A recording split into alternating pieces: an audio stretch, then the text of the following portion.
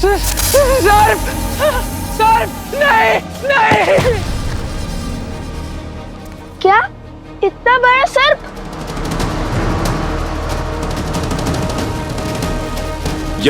यहीं गिरे थे तुम? और वो सर्प किस ओर से आया था? वो इस ओर से आया था। सब मेरी बात ध्यान से सुनो। स्थिति हाथ से निकल चुकी है। किसी ने अपनी मायावी शक्तियों का प्रयोग कर अश्वमेघ के अश्व का अपहरण कर लिया है। इस कुकर्म के पीछे की मंशा प्रभु श्री राम से शत्रुता है या फिर कुछ और, इसका पता मैं लगाता हूं। किंतु अब तुम्हारे प्राण भी संकट में पड़ सकते हैं। जाओ, आप लोग आश्रम लौट जाओ। अश्व और अश्व यज्ञ को मैं संभाल लूंगा। सोमकन, तुम अब गुरु अवसरा को लेकर गांव जाओ। और हाँ, कोई भी इनकी ये अवस्था देखकर घबरा न जाए। आप दोनों भी लौट जाइए ऋषि कुमार। यह खेल किसी भयानक आसुरी शक्ति का है। हम बालक अवश्य है, किंतु कायर नहीं। संकट चाहे जितना भी घोर हो, हर समस्या का सामना करने में सक्षम है हम। ये समस्या हमारी है हनुमान जी। उस असुरी शक्ति ने अश्वमेध का अश्व चुराकर श्री राम को नहीं, लव कुश को ललकारा है, क्योंकि वो अश्व हमारी संरक्षण में था। इसलिए विनती है हमारी, हमारे कर्म पथ के बीच में ना आए। मैं आपके भाव समझता हूं, किंतु मेरा कर्म उस अश्व की रक्षा करना है। इससे पहले कि कोई अनहोनी हो जाए, मुझे उस अश्व को खोजना होगा।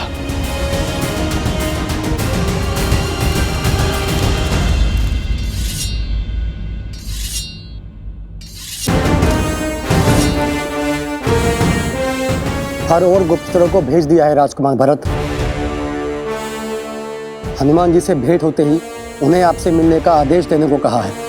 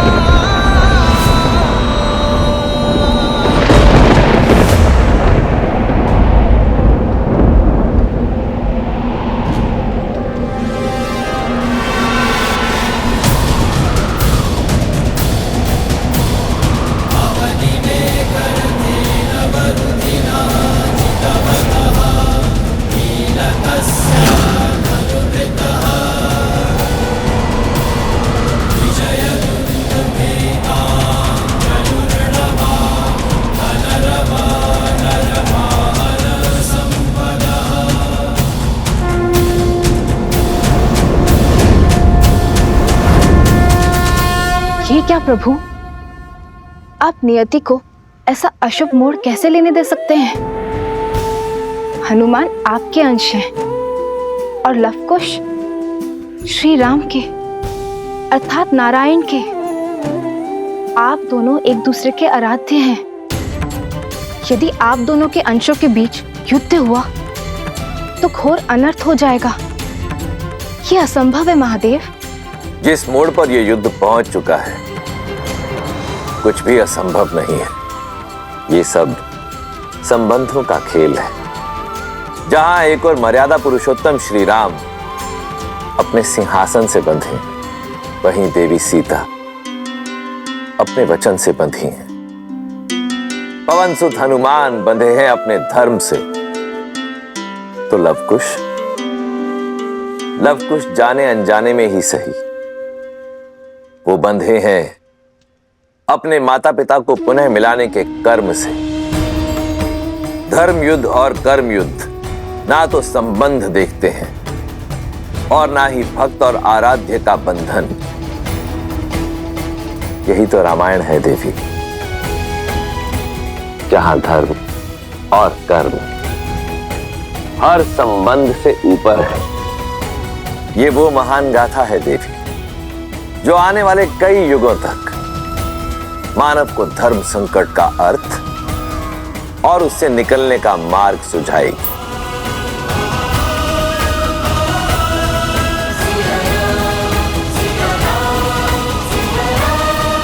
आप दोनों की मंशा युद्ध है। हमारी मंशा केवल आग्रह की है। आप हमारे उद्देश्य के बीच में मत आइए हनुमान जी। विश्वास रखिए, हम आपका अश्व खोजेंगे भी और लौटा भी देंगे, किंतु यज्ञ पूर्ण करने के लिए श्री राम को अपना निर्णय बदलना होगा। माता सीता को अपनाना होगा।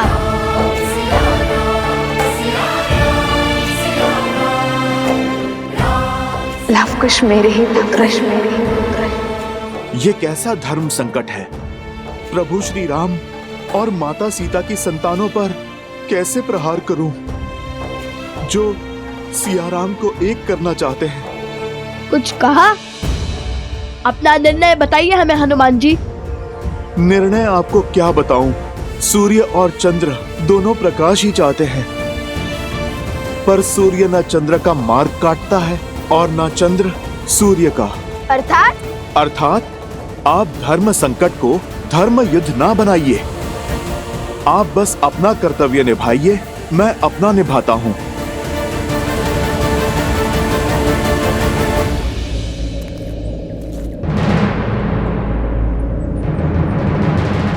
रुक जाइए हनुमान जी। हमें वार करने पर विवश मत कीजिए। हनुमान जी, हनुमान जी, हनुमान जी, इनके पग तो रुक ही नहीं रहे हैं। अब क्या करें? कैसे रोके ने? राम भक्त उद्देश्य पूर्ति के लिए निकले हैं, हमारे रोके नहीं रुकेंगे। लगता है हमें इन पर हमारे बाणों का प्रयोग करना ही होगा।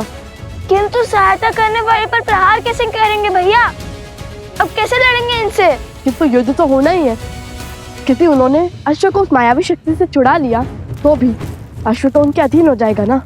और यदि ऐसा हुआ तो अश्व को पुनः पाने के लिए हमें हनुमान जी से पुनः युद्ध करना होगा। तर्क तो उचित दिया भैया, और वैसे भी हमारा उद्देश्य तो श्री राम और माता सीता को साथ लाकर उनसे प्रश्न करने का है। अब भला बिना माता सीता के कैसा अश्वमेध यज्ञ? और श्री राम ने सिखाया है, उद्देश्य की पूर्ति धर्म के मार्ग से मत डरो। और उद्देश्य पूर्ति के लिए एक राम भक्त को दूसरे राम भक्त पर प्रहार भी करना पड़े, वो भी सही है।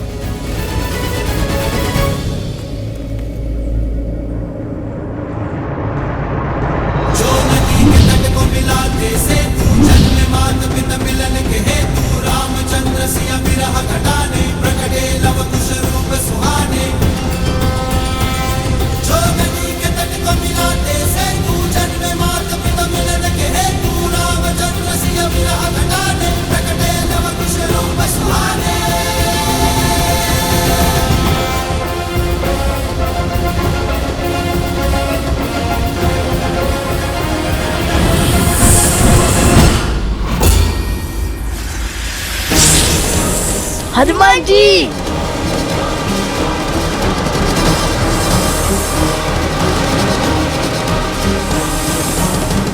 इन्होंने तो हनुमान जी को नागपाश में बांध लिया।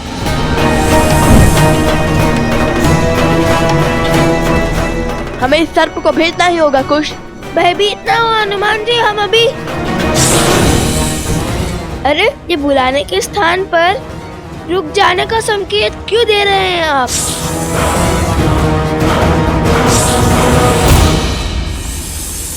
विद्यावान गुणी अति चातुर राम काज करिबे को आतुर प्रभु चरित्र सुनबे को रसिया राम लखन सीता मन। एक हाथ में सर्प का मुख और दूसरे में उसकी पूंछ। समझ नहीं आ रहा ये सर्प के बंधन में है कि इनके बंधन में सर्प। जय श्री राम। लाल देह लाली लसे अरुधरि लाल लगू वज्र देह दानव तलत जय जय जय कपीसू।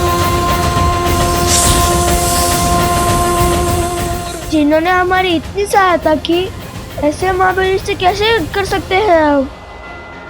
बजरंग बली हनुमान जय जय महाबली हनुमान। दुष्ट असुर, तुम्हारे पापों का अंत हुआ। बताओ वो अश्वमेघ यज्ञ का अश्व कहां पर है और क्या किया तुमने उसके साथ? उत्तर दो। राजकुमार, उन दोनों ऋषि कुमारों ने हनुमान जी को नागपाश में बांध दिया है। पता नहीं हनुमान जी जैसे महाबली अजय योद्धा कैसे उनके पाश में फंस गए। अवश्य ही वो दोनों ऋषि कुमार असाधारण हैं। देख लिया भैया, वार्तालाप का परिणाम। हनुमान के बल पर संदेह करना मूर्खता है। अवश्य ही बात कुछ और है। तुम शांत हो जाओ लक्ष्मण,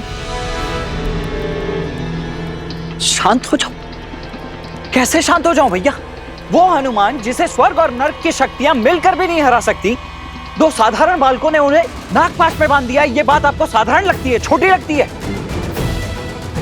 अब तो अपने नेत्रों से दया का ये आवरण हटाइए भैया। मैं कब से कह रहा हूं कि वो दोनों साधारण बालक नहीं, कोई मायावी शक्ति है जो अब हमारे लिए संकट का कारण बनती जा रही है। मुझे भय है भैया कि कहीं हम अयोध्या के लिए किसी ऐसे संकट को तो आमंत्रित नहीं कर रहे जिसका कोई समाधान ही संभव ना हो। लक्ष्मण, तो तुम्हें लगता है कि मन में क्रोध और हाथ में ये अस्त्र रखने से समाधान मिल जाएगा? और आपको अब भी ये भ्रम है कि वार्तालाप से समाधान जन्म ले लेगा। नहीं भैया नहीं, हमें इस समय वो करने की आवश्यकता है जो सबसे आवश्यक है करना। गुप्तचर, हमें हनुमान के पास ले चलो।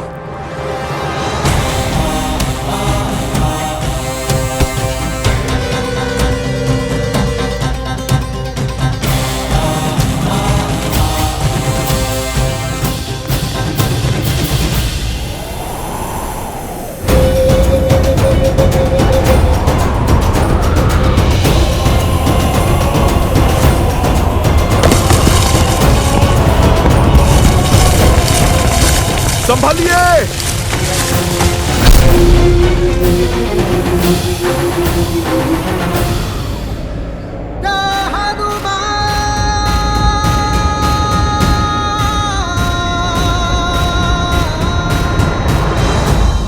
आप दोनों ठीक तो है ना? हाँ। नहीं, आपके उपकारों के भार तले दबे हैं हम। क्या आवश्यकता थी फिर से हमारी सहायता करने की? इतना उपकार कर हमारे वास्ते बचना चाहते हैं आप?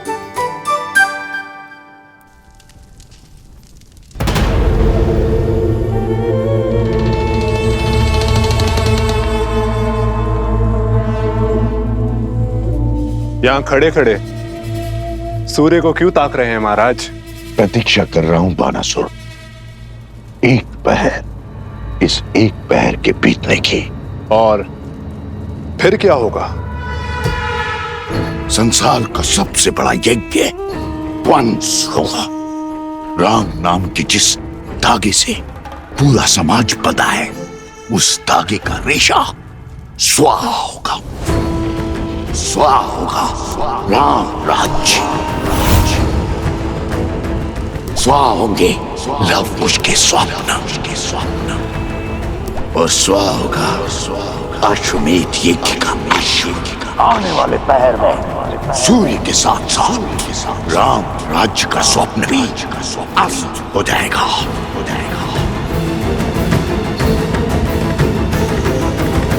क्या हुआ? केवल इतना सा कार्य तो मैं भी कर सकता था महाराज। फिर मेरे स्थान पर आपने उस सर्प को क्यों भेजा? अश्व तो मैंने भी खोज लिया था। तुम तो अश्व तक पहुंच भी नहीं पाए थे।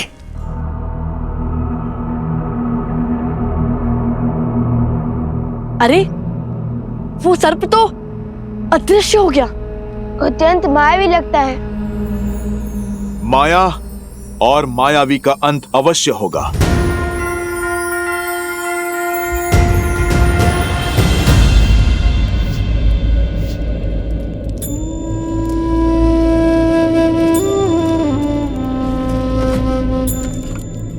प्रकृति ने अकस्मात कैसे भयावह करवट ली है। नदी में भी तीव्र उफान है। अच्छा हुआ जलाने के लिए हमारे पास लकड़ियां हैं।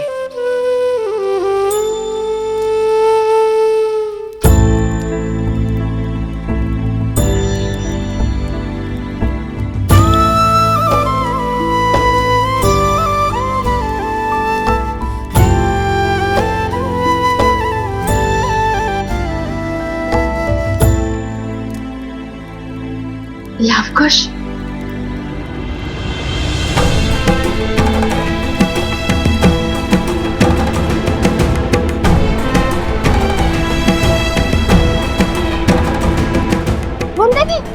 कुंती तो यही आ रही है। लवकुश के बारे में पूछा तो क्या कहेंगे हम? वन देवी हमसे कुछ क्यों पूछेंगे? भैया, आपको अपने पुत्रों की सूचना लाने के लिए तो भेजा था ना उन्होंने। अरे हाँ, माता का मन है, सत्य पता चलते ही विचलित हो जाएगा। हमें तो प्रणाम वन देवी। सोमकरण, लवकुश कहाँ है? तुम्हारे साथ नहीं आए वो वन देवी, वो दोनों हमारे साथ नहीं है। तुम्हारे साथ नहीं है?